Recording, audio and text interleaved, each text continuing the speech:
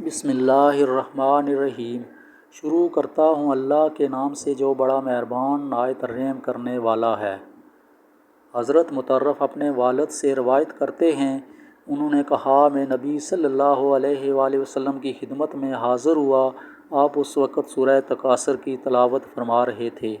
آپ صلی اللہ علیہ وآلہ وسلم نے فرمایا، ابن آدم کہتا ہے میرا مال میرا مال۔ اے ابن آدم، حالانکہ تیرا مال تو صرف وہ ہے جو تو نے کھایا اور ختم کر دیا یا پہن لیا اور بوسیدہ کر دیا یا صدقہ کر کے آخرت کے لیے آگے بھیج دیا۔ مشکوٰۃ المصابیح حدیث نمبر 5169۔ حضرت محمد بن ابی عمیرہ رضی اللہ تعالیٰ عنہ جو کہ رسول اللہ صلی اللہ علیہ وآلہ وسلم کے صحابی تھے، ان سے روایت ہے، انہوں نے فرمایا، اگر بندہ اپنے یوم پیدائش سے لے کر بوڑھا ہو کر مرنے تک اللہ کی اطاعت میں سجدہ ریز رہے تو وہ روز قیامت اس کو بھی حقیر سمجھے گا اور وہ آرزو کرے گا کہ کاش اسے دنیا میں دوبارہ بھیج دیا جائے تاکہ وہ اجر و ثواب میں اضافہ کر سکے۔ دونوں روایت کو امام احمد نے نقل کیا ہے۔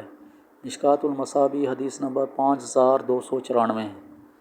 حضرت ابو ہریرہ رضی اللہ تعالیٰ عنہ بیان کرتے ہیں، رسول اللہ صلی اللہ علیہ وآلہ وسلم نے فرمایا، میں نے جہنم کی مثل کوئی چیز نہیں دیکھی کہ جس سے بھاگنے والا خواب غفلت میں، اور نہ ہی جنت کی نعمتوں و سرور کے مثل کوئی چیز دیکھی ہے جس کا چاہنے والا خواب غفلت میں ہو۔